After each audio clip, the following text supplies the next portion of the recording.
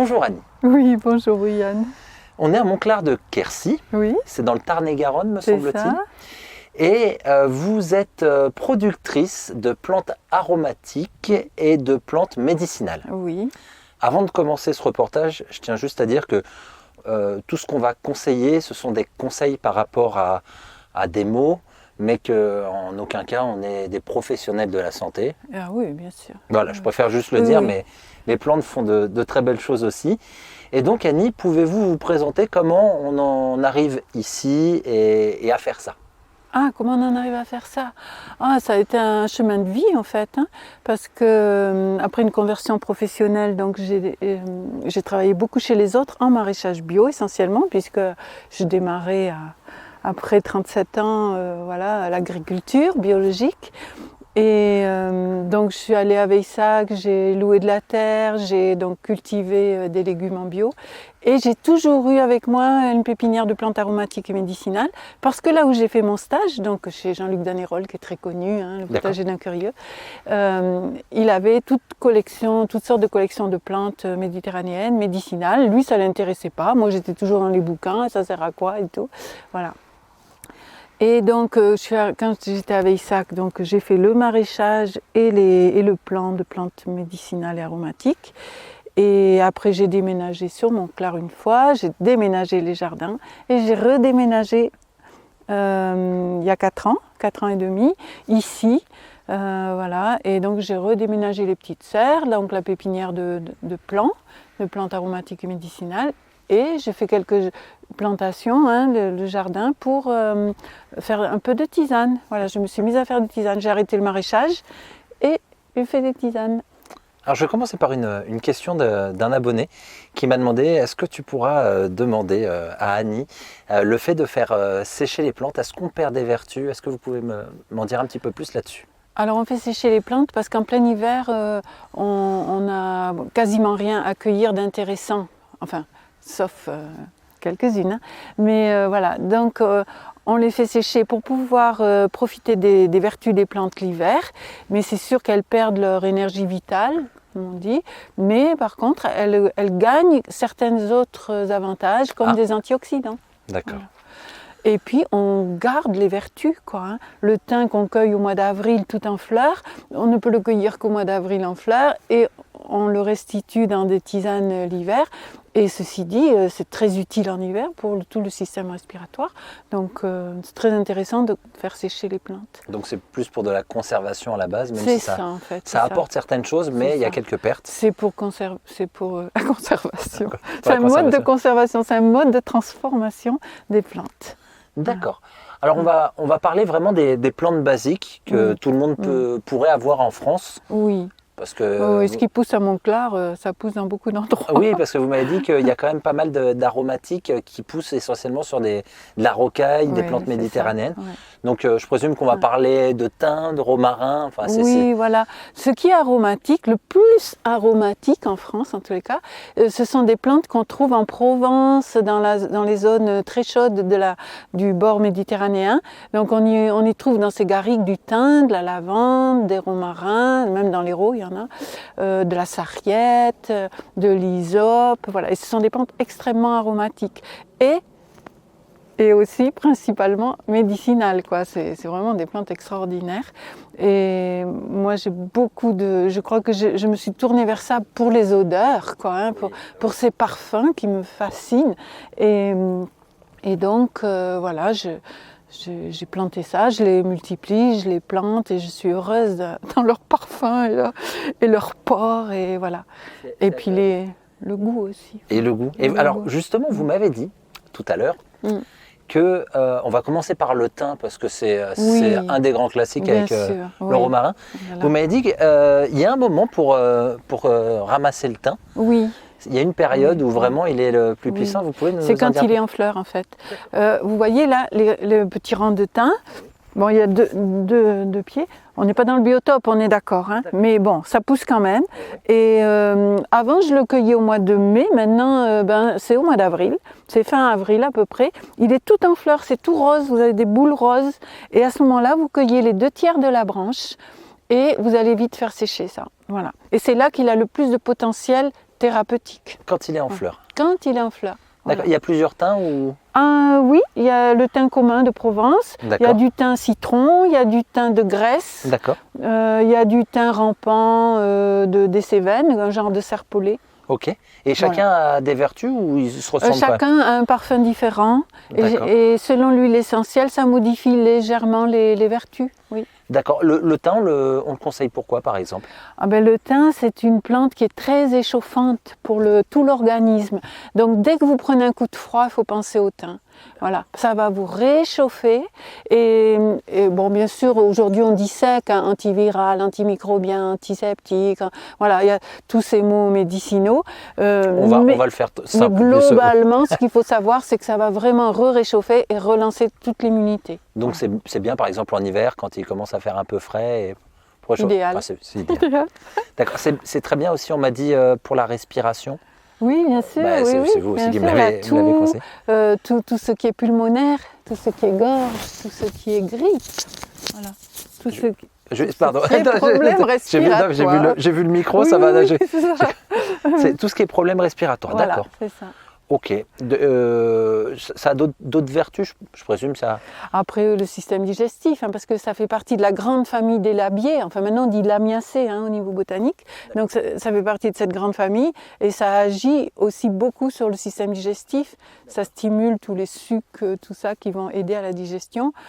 Si vous avez une gastro, moi je fais une tisane immunité, c'est impressionnant. Ça m'a soigné une gastro en rien de temps. Alors je dis bien aux gens parce que souvent on me pose la question après un reportage. Vous vendez pas par correspondance? Vous faites des foires? Oui, je vends localement et en direct. Ouais, d'accord. Voilà. Et puis de temps en temps, vous faites quelques ateliers Voilà, des ateliers d'échange sur la connaissance des plantes aromatiques et médicinales ou les plantes sauvages comestibles. D'accord.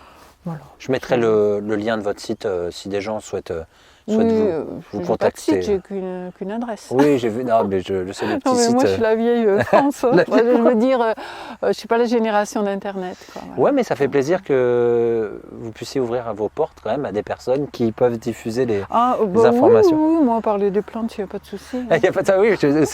Alors, je remercie Angela. C'est Angela qui m'a présenté à vous et qui m'a dit faut vraiment voir Annie parce qu'elle est passionnée. Et c'est vrai que les plantes aromatiques et médicinales, j'en ai très peu parlé. En face, il me semble, c'est un romarin en face de vous. Oui. Je triche un peu parce que j'en ai un aussi et puis on en a parlé tout à l'heure. Ouais. Il y a plusieurs romarins aussi? Oui, voilà, ça c'est un romarin dressé qui monte vers 1 mètre, qui a une fleur bleu foncé. Donc je l'ai choisi bien sûr pour son huile essentielle, ils sont extrêmement bons. Donc voilà. Il apporte quoi le romarin? Le romarin, c'est une plante aussi qui va réchauffer, hein, puisque ça pousse sur des rochers pleins soleil. Okay. Et c'est quand même une action très active sur le foie. Okay. Ça va vous nettoyer le foie. Voilà. Donc c'est bien un lendemain de soirée par exemple? Ah oui, très bien. Voilà. D'accord. Et il y en a plusieurs? Voilà, il y en a plusieurs. Ça, c'est un romarin à fleurs blanches qui a été herborisé en Corse. Donc il a un port plus retombant, hein, un peu en cascade. Et là il y a le fameux, que très ordinaire, hein, c'est le romarin officinal à fleurs bleu ciel qui s'appelle rampant, qui est répince. Hein. Voilà, rampant. Et celui-là, j'ai, par l'expérience avec une naturopathe, elle me disait sur le marché de toutes vos variétés de romarin, lequel a le plus de verbenone? Oh mon Dieu, Quesaco. Alors là, je n'en sais rien du tout. Donc je lui mets mes 4 variétés de romarin, elle sent tout et en fait, elle me dit c'est celui-là. C'est celui-là qui est le plus riche en verbenone. À l'odeur, on sent les composants de l'huile essentielle quand on connaît.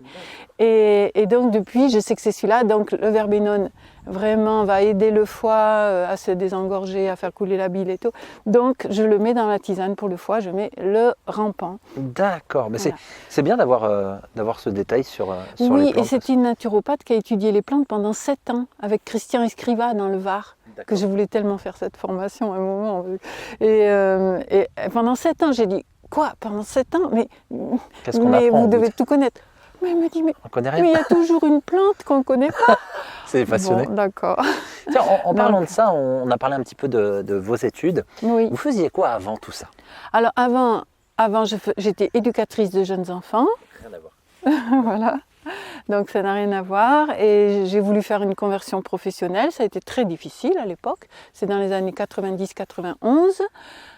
Par bonheur, on m'a parlé de l'école de Beaujeu, dans le Beaujolais.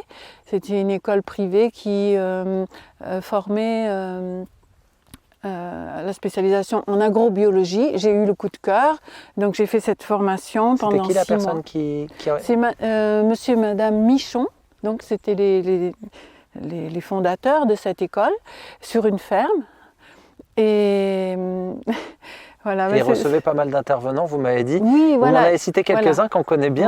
Voilà. Donc elle a invité pour nous faire les cours des intervenants de toute la France. Donc il y avait Claude Bourguignon pour le sol. On a eu beaucoup de cours avec Claude Bourguignon, Pierre Rabhi, Emilia Azlip pour la permaculture, beaucoup d'intervenants pour la biodynamie. On a eu des médecins pour savoir soigner les animaux de façon naturelle, donc beaucoup d'homéopathes, médecine chinoise, etc. Et donc c'était vraiment varié. Très varié. Et vous m'avez dit, là où c'était intéressant, c'est que des fois ils se contredisaient. Oui. Et c'est justement pour ça. Qu'est-ce qu'elle vous disait, madame? C'est Madame Michon, c'est ça? Madame Michon, en fait, il y a un élève là qui disait oh, mais Madame Michon, on en a marre, là, vos professeurs, ils se contredisent et tout. Alors, et elle lui répond mais vous n'êtes pas là pour être des moutons, vous êtes là pour forger votre pensée. C'est génial. Donc, je suis content que ça, on puisse l'enregistrer, parce que c'est bien d'avoir des paroles différentes. Voilà, c'est à nous de nous faire notre propre idée. Ouais. Et c'était vraiment une école qui nous faisait travailler intérieurement.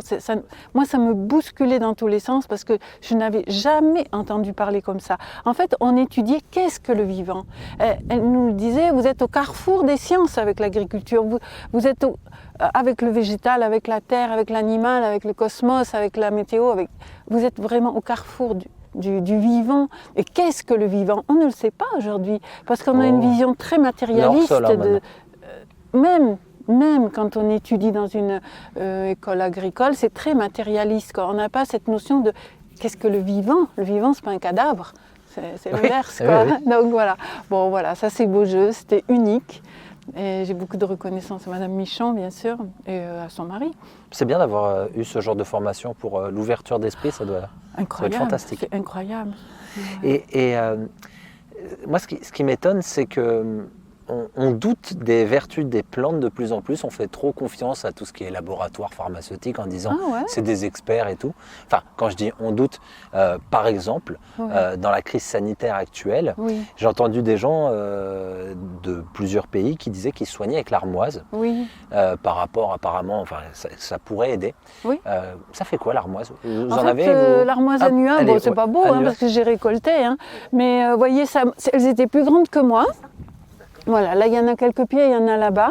Bon, moi j'ai été surprise parce qu'on me demande tout d'un coup de l'Artemisia annua, donc j'en ai semé un peu, j'en ai vendu un peu, j'en ai planté. Oui. Mais ça, vous le conseillez pourquoi avant, bien sûr. Mais c'est avant tout un antiparasitaire. Donc c'est utilisé pour le paludisme depuis toujours, 4000 ans, la médecine chinoise. Donc en médecine chinoise. Il y a un peu d'expérience. Ça vient de Chine. Donc Artemisia annua, ils s'en sont toujours servis comme antiparasitaire. Donc pour la malaria et le paludisme, c'est très efficace, 400 molécules. Donc comme on dit, le parasite, il n'a aucune chance, quoi. Et quand vous retirez... Donc, en fait, oui, ce que vous dites, c'est que moi j'ai reçu des vidéos de Madagascar, l'Afrique, la maison de l'Artemisia, tout ça, parce que effectivement, ça soigne les fièvres intermittentes et tout ça de la malaria. Donc, pour les maladies de grippe, c'est aussi très efficace. Et c'est pour ça qu'ils se sont beaucoup soignés quand il y a eu l'épidémie en mars-avril avec l'Artemisia. Et encore une fois, je remets un avertissement, nous ne sommes pas des savants là-dessus, des médecins, mais c'est quelque chose qui a été conseillé. Donc, oui, bien sûr. Donc voilà, je préfère quand même le redire parce que je sais que c'est très difficile bien encore. Bien sûr, on est dans une époque où on ne peut pas dire ce qu'on veut.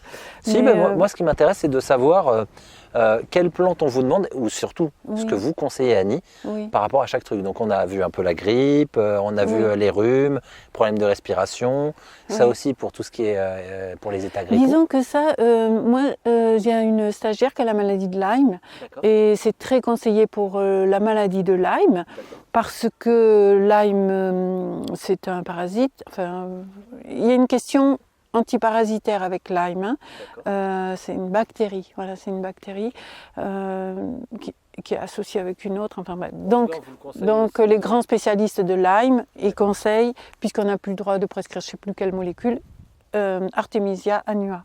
Voilà.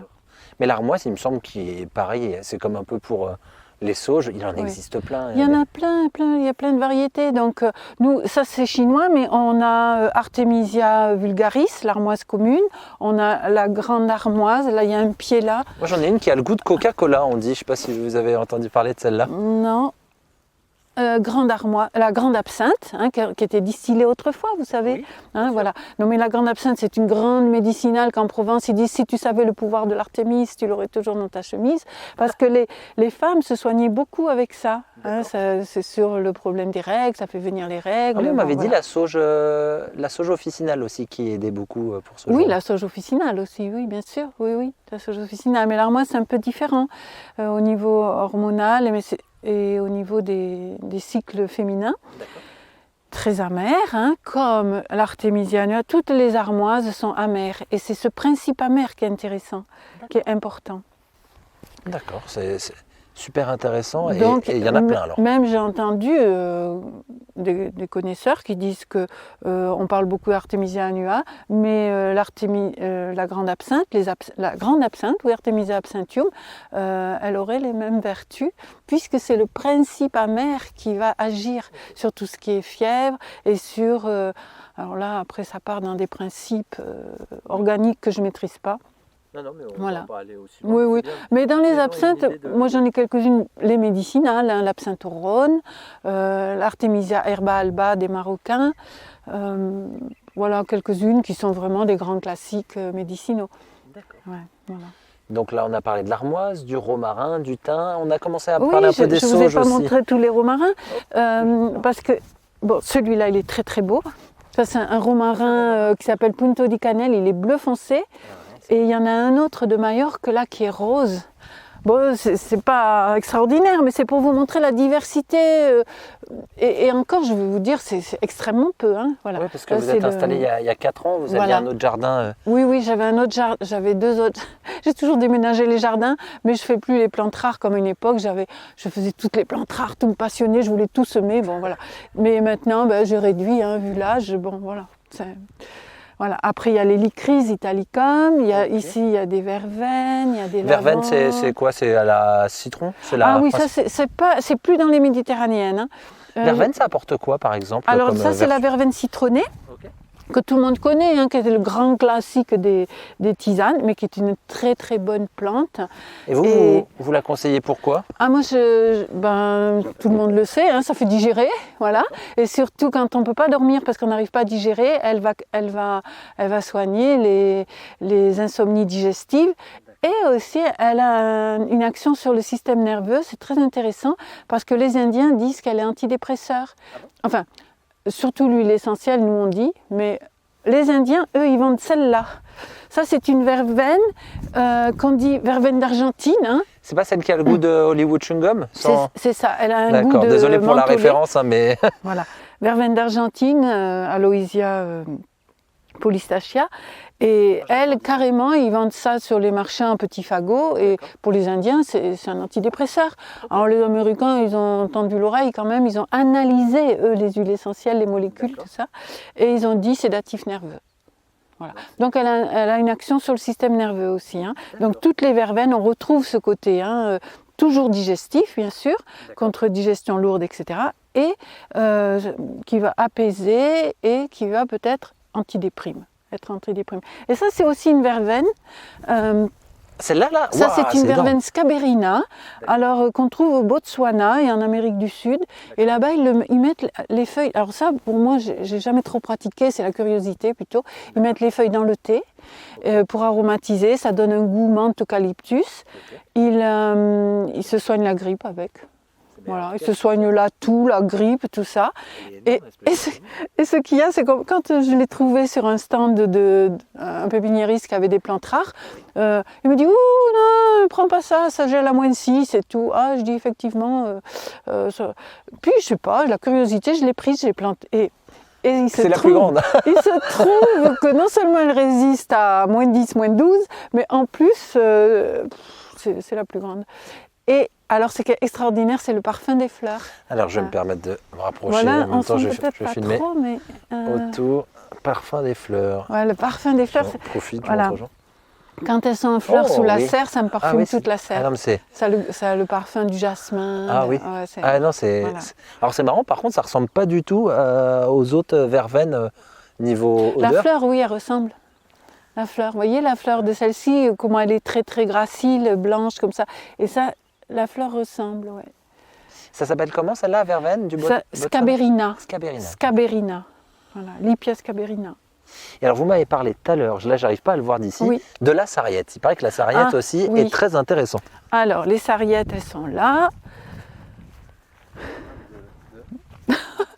Tout mélangé. Voilà, bon, elles ont été récoltées bien sûr, hein, donc ça fait des coussins. Hein. Vous voyez, voilà, c'est en fleurs, ça monte là. Hein. Voilà, ça fait des grosses boules comme ça. Alors ça fleurit tard, hein. On récolte souvent fin juillet, même en août. Il y en a là, et on le sent, c'est très piquant, c'est très chaud la sarriette. Hein. Et qu'est-ce que ça apporte comme la sarriette, c'est très énergisant, c'est très stimulant, très tonique au niveau organique et au niveau c'est pas spirituel, non, intellectuel. Voilà. Donc une infusion de sarriette avant de faire des examens, ça peut être bien sympa. Sûr, bien sûr. Les étudiants même, ils avaient des couronnes de romarin en Grèce. Ah ouais. C'était pour fortifier la mémoire. Ah, c'est marrant ça. Mais la sarriette, oui, si vous avez des examens à préparer, ça va vous tenir éveillé, ça va vous stimuler. Voilà. Et bon, alors là, elle aussi, c'est une plante extrêmement puissante, hein, antivirale, antimicrobienne, antifongique, extrêmement puissante. Et donc, dans la tisane pour l'immunité. Ok, et alors, je sais que vous faites des tisanes, des infusions. Ouais. Si on mélange plusieurs plantes en même temps, ça s'annule pas ou on a justement un condensé de vertu? Il y a plusieurs théories. Hein. On peut dire, moi je mélange 4 ou 5 plantes pour la synergie, hein, voilà, pour diversifier, voilà. Mais c'est vrai qu'il y a plusieurs écoles. Hein. Il y en a qui préfèrent une plante à la fois. Voilà, tout s'entend. Tout s'entend. Mais moi, comme c'est pas très médicinal, c'est aussi pour le plaisir du goût. Voilà, pour juste avoir plus d'énergie ou mieux dormir. Voilà, des choses très basiques. Si vous avez 2-3 conseils de tisane que vous faites, par exemple, pour dormir, vous conseillez quoi Vous mélangez quoi? Pour dormir, là, je récolte de l'aubépine, vous voyez, des plantes sauvages. D'accord. Hein, la fleur d'aubépine. La fleur. Oui. Okay. Qu'est-ce que je mets Je mets du Nepeta cataria, c'est pas connu, on pourra en parler. Nepeta cataria citronnée. Des plantes interdites, millepertuis, pourtant. La fleur de millepertuis, elle est interdite à la vente. Mais pour les gens qui viennent à la ferme, je peux leur proposer, en connaissant quand même ce que ça fait. Et puis, qu'est-ce que je mets d'autre là, je vous prends de court, désolé. Bon, et alors, sur une autre, par exemple, après, la mélisse, bien sûr, que je mets dans la tisane relaxante. Je mets de la mélisse, qui est très très bien. La mélisse, j'en ai aussi, ça pousse très très bien. Oui, très facilement. Là, je les ai mis entre les pieds de cassis. Voilà. Vous l'utilisez pour... Je les ai coupés, mais... au milieu des pieds, c'est génial. Parce que je me suis dit, bon, ici, il y a un peu d'ombre l'après-midi, en plein été, donc là, plus on va vers la haie, plus c'est des plantes qui aiment un peu la fraîcheur. D'accord. Et ça se fait pas concurrence, là, le fait de le mettre Là, c'est limite. Hein. Je pense que je vais en arracher de la mélisse. Puis en plus, elle s'est ressemée. Donc, mais c'est invasif. Et c'est conseillé pourquoi, la mélisse? Donc la mélisse, ça va vraiment chasser la tension nerveuse. nerveuse, ça va vraiment vous apaiser, ça va vous donner un sentiment de réconfort, de paix intérieure. Bon, maintenant pour Alzheimer, bien sûr, elle est très à la mode, très en vogue plutôt, parce qu'elle est un très bon préventif pour la mémoire. Et après, bien sûr, pour tout ce qui est, vous savez, l'eau de mélisse, quand vous tombez en syncope, voilà. Donc l'eau de mélisse, ça va vous redonner vos esprits. Et voilà. Mais c'est surtout, voilà, moi c'est pour la paix intérieure que ça met, pour chasser la tension. Voilà, j'utilise pour ça. J'aime bien avoir le ressenti de chacun parce que il y a aussi, vous, vu que vous êtes passionné par ça, vous devez tester les choses et tester sur vous ce que ça fait concrètement. Donc c'est bien d'avoir votre retour d'expérience aussi. Oui, c'est vrai, mais il faudrait être un peu plus malade, quoi. Ah, non, mais peut-être que vous n'êtes pas malade parce que justement... Par exemple, ce printemps, je ne sais pas pourquoi, je n'allais cueillir que beaucoup de mélisse, pour calmer l'angoisse aussi, hein. Ça calme très bien l'angoisse. Quand vous avez une situation où on vous dit une épidémie terrible et tout, il faut calmer l'angoisse quand même, hein. Et donc voilà, donc je buvais spontanément, j'allais cueillir beaucoup de mélisse et beaucoup de menthe coque. Alors pourquoi, je ne sais pas. La menthe coque, qu'est-ce que la menthe coque? La menthe coque, c'est une balsamite, mais elle ne se voit pas, il faut que je vous la montre en pot. Elle est là, donc elle hiberne. Alors, elle est pleine d'herbe et elle hiberne. Ah bon, on voit pas grand-chose. Non, là on la voit pas. Il y a le chat qui vient nous aider. Non, je vous la montrerai en pot. D'accord. La fouche des herbes. Comment elle s'appelle, la menthe? La menthe coque. Coque, comme un coq? Donc ça, oui, comme un coq, c'est un nom ancien. Et son nom botanique, c'est Balsamita major. Okay. Donc c'est une plante qui a été ramenée au XIIe siècle par les croisés, hein, d'Asie mineure. Et donc avant, c'était planté dans les jardins d'herbes. Vous savez, dans les monastères, c'était là qu'il y avait toutes les herbes. Donc tout le monde s'arrachait cette plante parce qu'elle soignait beaucoup de choses. Comme l'absinthe aussi. Hein? Je sais, l'absinthe aussi, c'est beaucoup. Oui, l'absinthe, mais elle est plus pour son côté tonifiant, son côté anti-grippe, stimulant. C'est un tonique général, quoi, hein. Après digestif, évidemment. La Balsamita major est un peu amère. Et un peu amère quand vous la mangez. Quand vous la sentez, elle sent très bon cette espèce aussi de menthe chewing-gum. Et après, quand on la coupe dans les salades menus ou tout ça, il ne faut pas en mettre trop, c'est un peu amer, ou dans les farces, et tout ça pour la digestion. Voilà. Et en tisane, Balsamita major, enfin la menthe coque. Mais parce qu'elle s'appelle menthe coque, baume du coq, herbe à la Vierge Marie, tous ces noms moyenâgeux, vous voyez. Oui, des fois on a l'impression, on cherche quelque chose alors qu'on l'a déjà dans le jardin parce que c'est pas le même nom. Oui, mais bon, celle-ci c'est pas pareil, elle vient d'ailleurs, quoi. Je vois que vous avez de la consoude, vous en servez aussi de la consoude? Alors la consoude, je mange les jeunes feuilles dans les salades. Ah, alors ça c'est quelque chose qui m'intéresse vachement. Je vais vous dire pourquoi. Depuis que je fais cette chaîne, depuis 3 ans, j'ai 2 écoles. J'ai l'école qui me dit attention parce que c'est pas bon si on en prend trop pour le foie. Oui. Et des personnes qui m'ont dit non, mais alors moi j'en ai pris et j'en ai même conseillé en salade à petite dose. Oui, voilà. Mais donc c'est les jeunes feuilles qu'il faut consommer. Oh, ben parce que c'est tendre, c'est tout, hein. Bon là c'est un pied qui est moche, hein, mais voilà, plus jeune que ça, je prends vraiment très tendre, vous voyez ça. Là, cette jeune feuille, là comme ça en petite dose? Coupe, oui, en petite dose. Moi quand ça me prend pendant une semaine, je mange une feuille tous les midis dans ma salade mélangée, vous voyez. Voilà, mais oui, vraiment en petite dose, mais on peut y aller plus fort, hein. Et après... les grosses feuilles, quand elles sont belles, hein, au mois de juin, là, vous faites des beignets, après on fait des soupes, voilà. C'est extrêmement riche. Mais il y a beaucoup de... Bernard Bertrand, il a expliqué pour la consoude que si on l'a décrié autant à une époque, c'est aussi, comme toujours, il y a des conflits derrière d'intérêts. Bon, voilà. Mais c'est une très très bonne plante et maintenant, c'est vrai, on veut nous l'interdire parce qu'il y a des pyrizolidines, je ne sais pas quoi, qui attaquent le foie. Mais comme tout, il ne faut jamais en prendre tous les jours en quantité, c'est comme tout, quoi. C'est la dose qui fait le poison. Là, si on en boit trop, on peut même en mourir, hein, une surdose de boire de l'eau tout le temps. Oui, n'importe dose. quoi. Voilà, donc voilà, il faut diversifier son alimentation. Ne jamais tomber dans les extrêmes, même pour la consommation. Même pour la consoude, oui. Et la racine, elle est noire, vous le savez. Et la racine, elle a toujours ressoudé les os cassés, les blessures profondes. Pendant la guerre, ils s'en servaient énormément, quoi. Ça, je la mets dans le vinaigre des 4 voleurs. C'est la rue Gravéolens, vous savez? Non, comment? Rue de RUE. La rue, RUE, d'accord. RUE.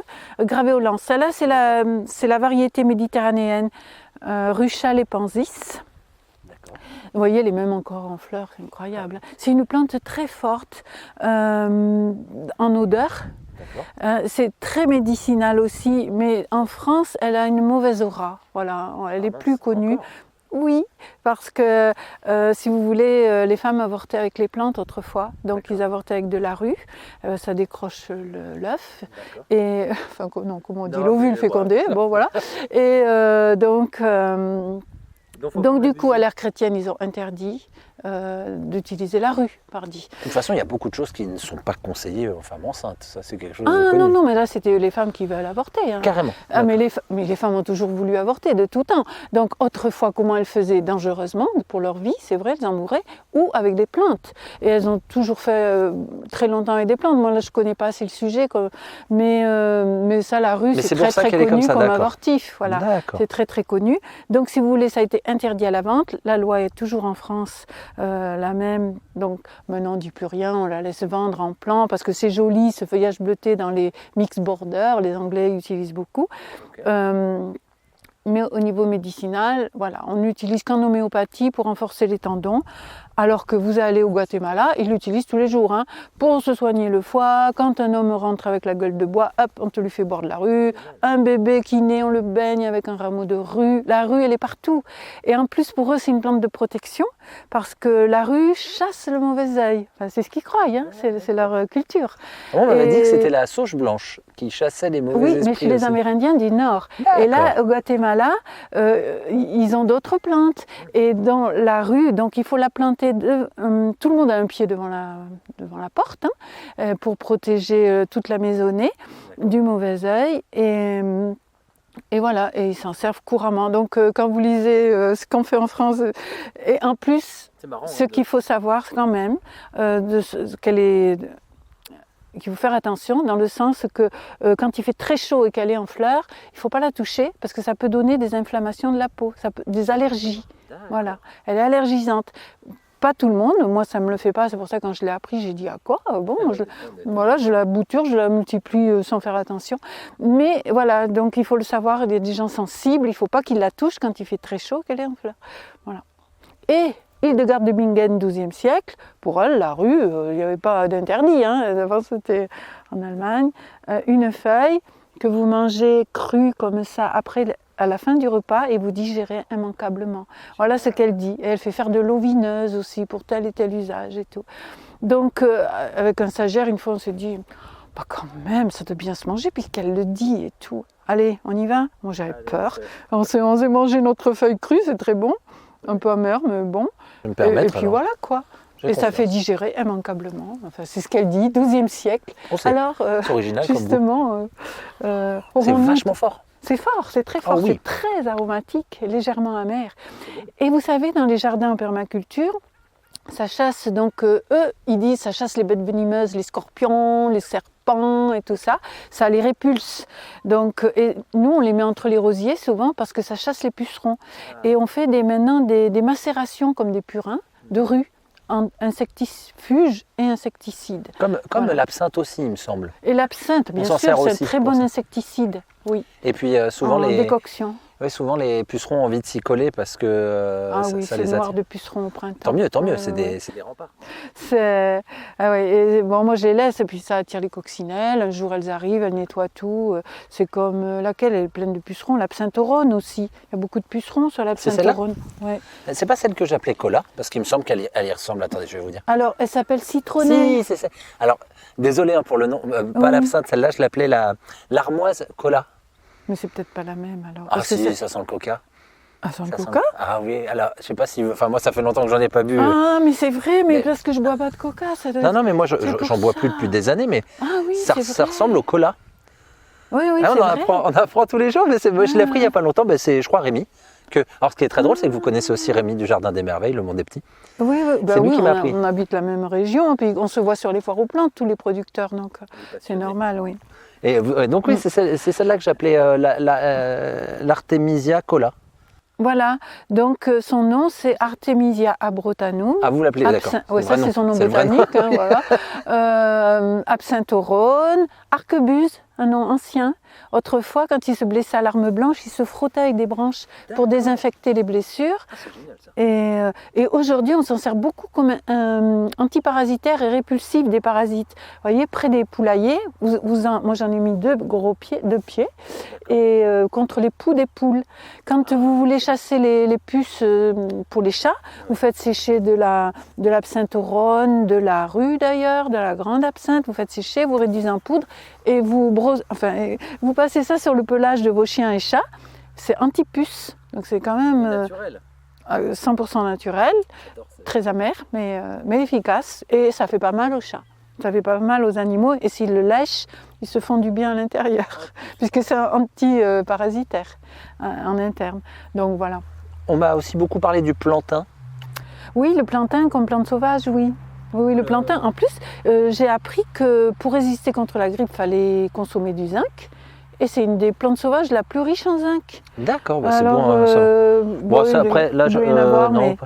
pas là, mais bon, après les gens, le plantain le connaissent. Oh, mais on va en trouver. Bon, c'est souvent là où c'est écrasé. Voilà. Non, ça c'est pas du plantain. Non, mais on en trouvera. Il y en a un petit peu plus haut du plantain. On en trouvera tout à l'heure. Oui. Mais je sais que c'est fortement conseillé, donc. Oui, on peut faire en salade, en pesto, le plantain, voilà. La lavande aussi, qui est un grand classique. On est devant des pieds là. Voilà, c'est ça que je mets dans la tisane pour dormir. J'ai des trous de mémoire des fois. Il faut que je mange plus de mélisse. Vous voyez, ça c'est l'hysope dont je vous parlais. Très bonne pour les poumons. Ça fleurit bleu. Ça, c'est des pieds qui sont assez jeunes. Ça pousse dans les montagnes, ça fait une grosse boule. C'est très très mellifère. Et donc je le récolte pareil quand c'est en fleurs, donc au mois de juin. On se bat avec les abeilles, mais j'arrive quand même à récolter. Et la lavande, c'est pareil, en juillet. Donc ça, c'est des lavandes officinales, angustifolia, qui sont cultivées donc moins fines que celles que je cueille sur le Causse, qui sont des lavandes du Quercy, sauvages. C'est des anciennes cultures abandonnées. Et donc ça, je le mets parce que la lavande vraiment aide pour le sommeil, quoi. C'est une plante très très relaxante pour le système nerveux. Pas que, hein, parce que là-bas en Provence, ils se soignent la grippe aussi avec la lavande. Il a fallu que ma soeur tombe malade pour qu'on aille dans une ferme et qu'ils lui fassent boire de la lavande. On était jeunes, on ne savait rien à rien, on était étonnés, quoi, voilà. Mais maintenant, je le mets surtout par rapport à l'insomnie, quoi, dans les tisanes pour dormir, voilà. On a fait un beau tour, mais il y a quoi en classique? Quoi d'autre? J'ai encore un peu de pellicule, je vous suis. En classique, mais c'est pas beau, il y a de la sauge officinale en classique. Ah, c'est marrant parce que chez moi, elle est encore vachement développée. C'est vrai que là, elle est. Non, mais on n'est pas dans un biotope qui correspond. Il n'y a pas de rochers, ça draine pas assez, c'est trop humide. Donc, il faut vraiment aimer les plantes pour les plantes aromatiques, parce que le biotope. Ça, c'est de la sauge officinale. Et elle sert à quoi? La sauge, elle sauve la vie. Parce que salvia, c'est son nom. C'est celle qui sauve. Celle qui sauve. Donc la sauge sauve la vie. C'est un dicton provençal aussi. Parce qu'autrefois, c'était une panacée. On se soignait tout avec. Donc la sauge, elle agit sur plein de registres. Bien sûr, on connaît très bien le système digestif. Donc c'est très efficace. Après, elle dépure le sang. C'est une plante aussi qui, pour les femmes, qui est très intéressante pour aider à l'accouchement. Là, il y a un protocole assez précis. Encore une fois, je remets attention, tout ce qu'on dit à consulter avant, mais c'est bien de savoir un peu pourquoi. Oui, bien sûr. Oui. Le but de parler des plantes, c'est de refaire connaissance avec les plantes, c'est de s'y remettre, d'apprendre à les connaître, à les goûter. Tout passe par les sens, vous savez, on les regarde, on les touche, on les goûte, on les sent. Ça, c'est magnifique de sentir. On les materne quand on les fait pousser chez nous. Oh, ça m'occupe, voilà, c'est ça, et on est dedans, et dans tous ces insectes, quand on cueille, c'est une pure merveille.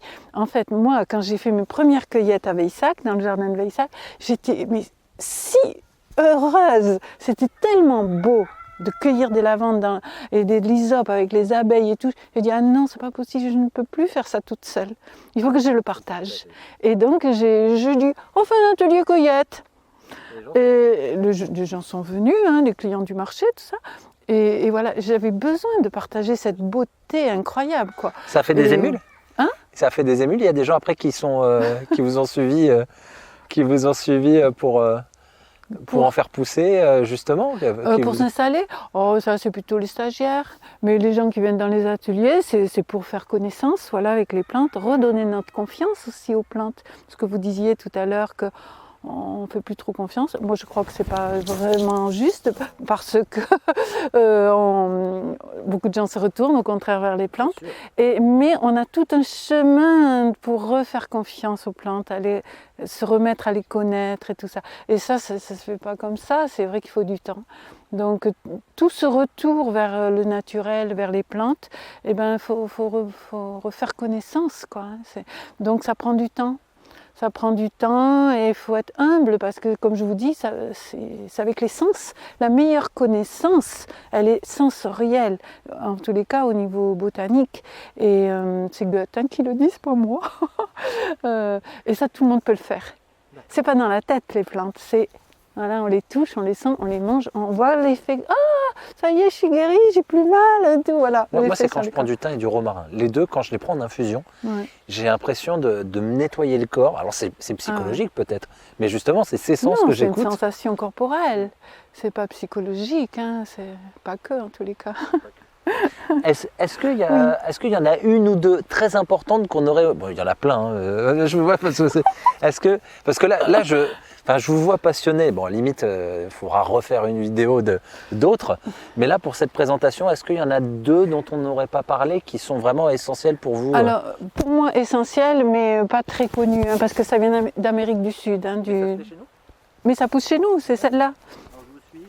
Voilà, regardez, voyez, c'est ça. Mais ça a été cueilli, recueilli. Hein. Tout l'été, je cueille. C'est de la tagette lucida. Donc tagette, c'est connu, c'est l'œillet d'Inde. Hein.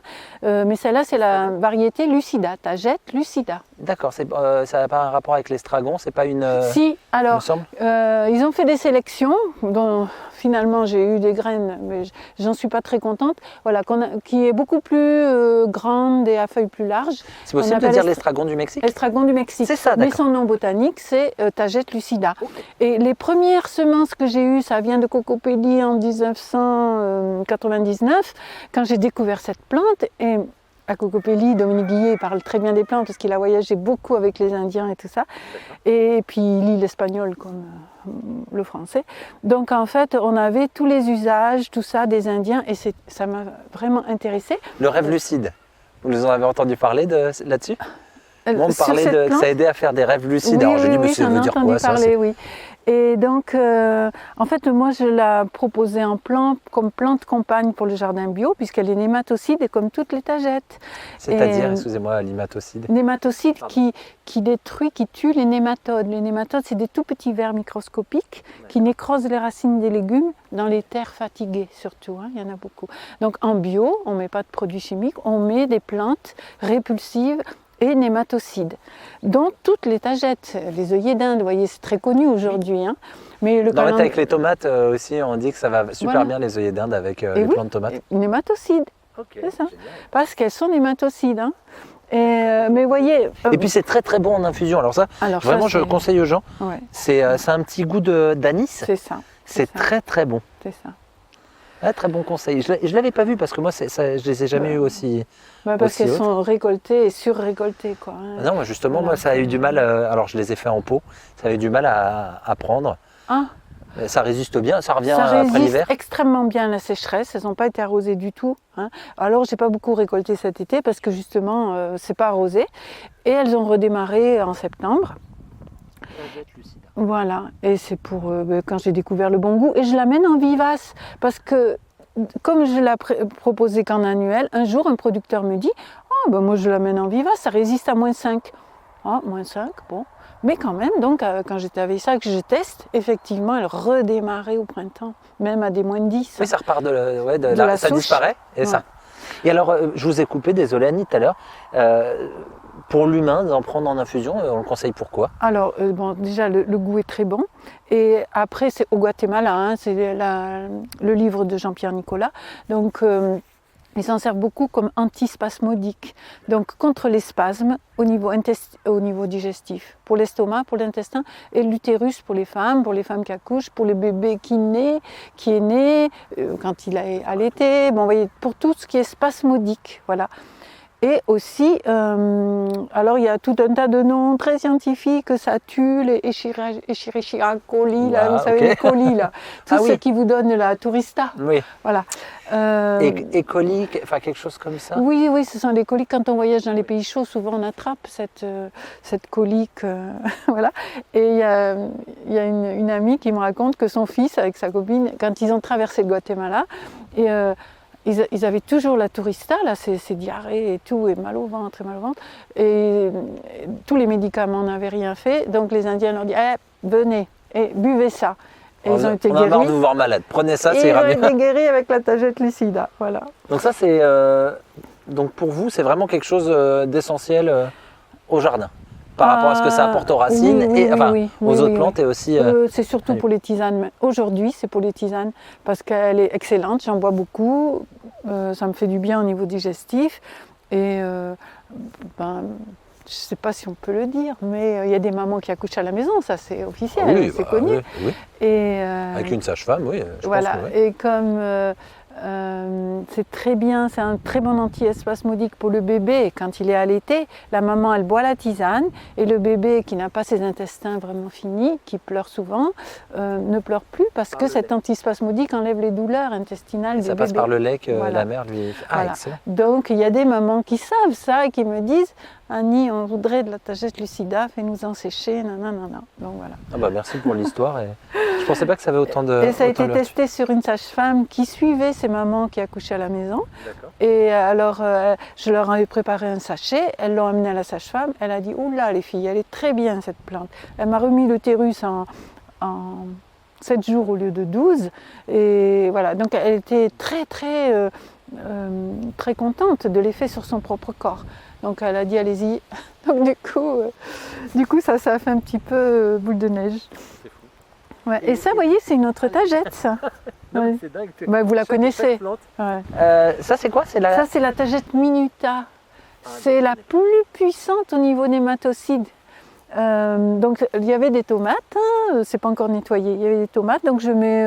Celles-ci, elles se sont ressemées seules. C'est un peu envahissant. Voilà. Autrement, je mets des calendula comme nématocide.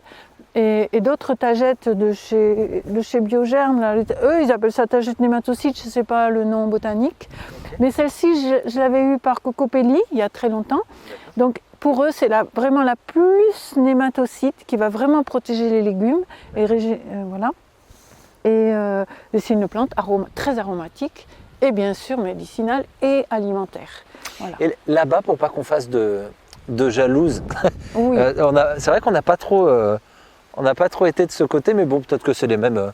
Alors, de ce côté, c'est que presque que les annuelles. D'accord. Alors, est-ce qu'il y a une annuelle à avoir parce que là, ça fait déjà 45 minutes, ça va vite, ce genre de tour.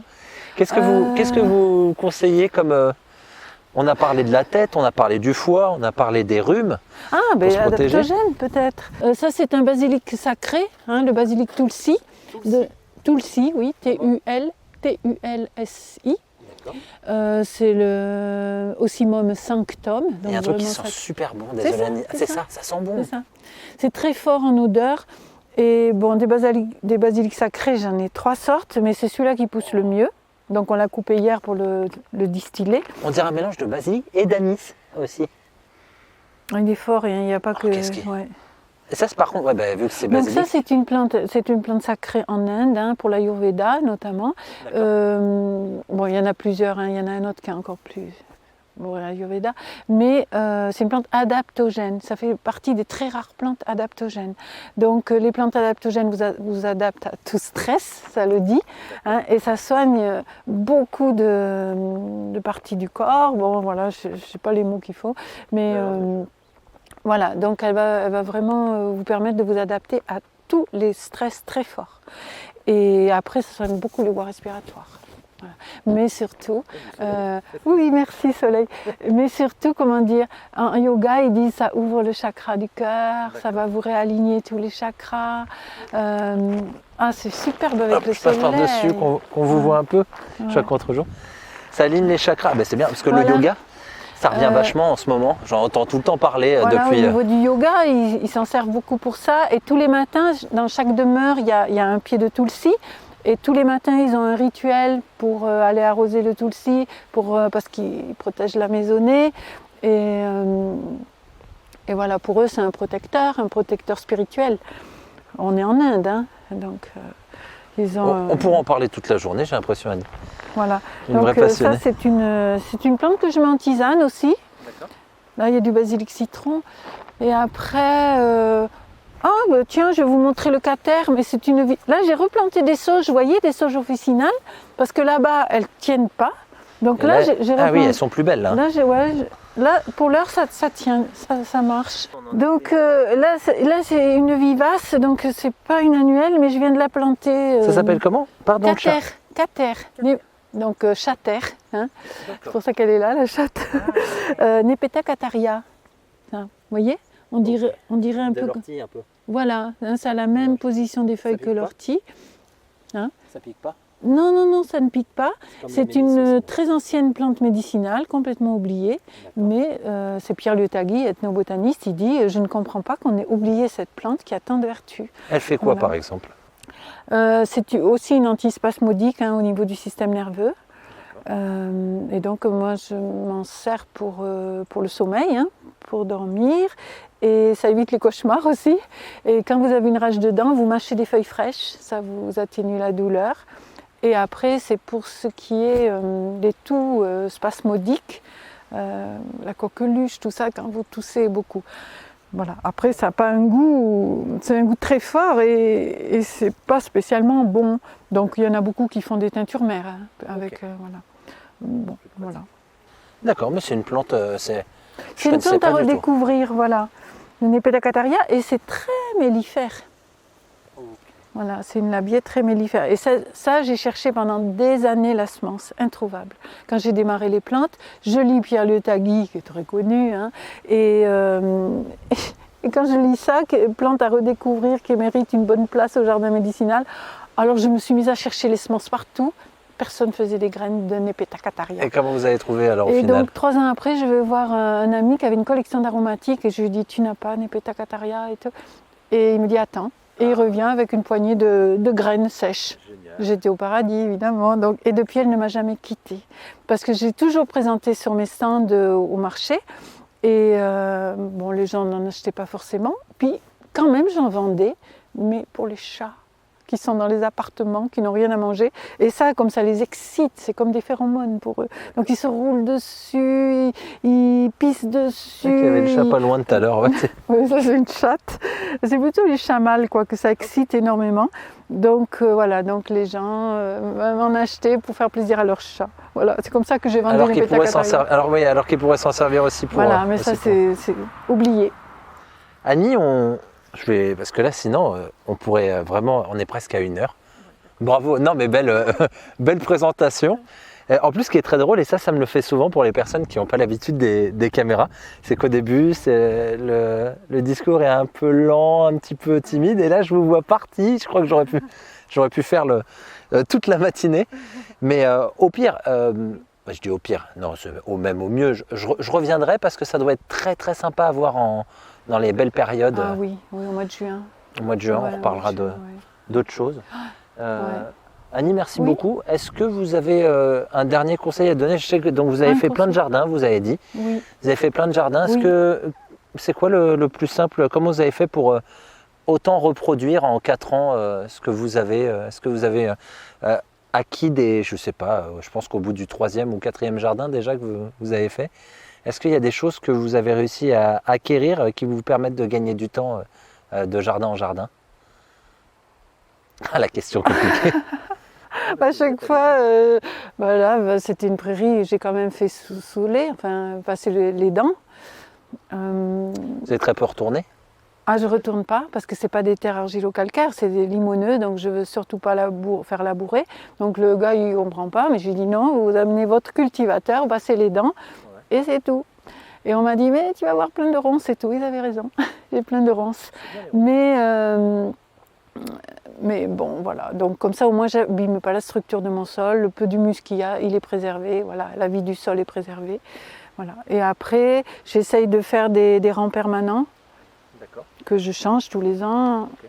Voilà, pour les annuels. Hein. Pour les vivaces, ben, c'est permanent, hein, c'est sûr. Voilà, je ne sais pas trop. Moi, j'ai plutôt tendance à travailler comme en permaculture.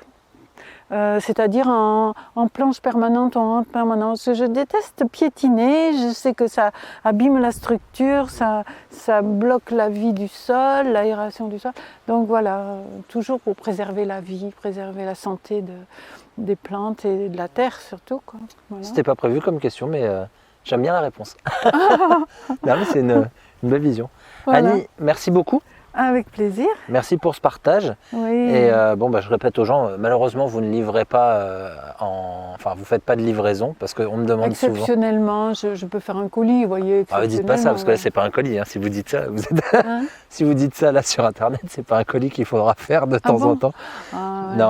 Non, mais je préfère le dire aux gens et plus souvent, l'importance, moi je le vois en venant vous voir et en vous enregistrant. Oui. Je crois qu'il n'y a pas mieux que d'aller acheter et d'aller se renseigner directement auprès des personnes passionnées. Oui, c'est sûr qu'on est nombreux, hein, des producteurs de plantes aromatiques médicinales. Hein. Ouais. Oui. Et il y en a de plus en plus. Comme je vous disais au téléphone, c'est le secteur agricole le plus dynamique dans les installations. Donc il y en a beaucoup dans l'Aveyron, ici, même dans les zones plus de plaine, c'est exponentiel. Moi j'ai toujours des stagiaires, donc c'est un secteur où les gens se retournent vraiment, les jeunes surtout, hein, parce que ça répond à un besoin, je pense. Se reconnecter à la nature. Ah ouais, c'est un besoin et il le faut. Oui. Tous ces gens s'installent et reprennent contact et voilà. Moi je trouve ça rassurant. Oui, tout à fait. Oui. Au début, mes collègues là, qui étaient les pionniers des plantes aromatiques, déjà quand ils m'ont vu arriver que je fais des tisanes, et maintenant qu'il y en a partout, mais je dis, mais enfin, je lui dis les plantes, ça tout le monde, et au contraire, c'est comme ça qu'il faut que ça avance, quoi. C'est comme ça. Merci pour cette belle visite, Annie. Merci à vous. Bonne journée. De me faire parler sur les plantes que j'adore. C'est un plaisir, j'adore. Merci beaucoup, Annie. Avec plaisir.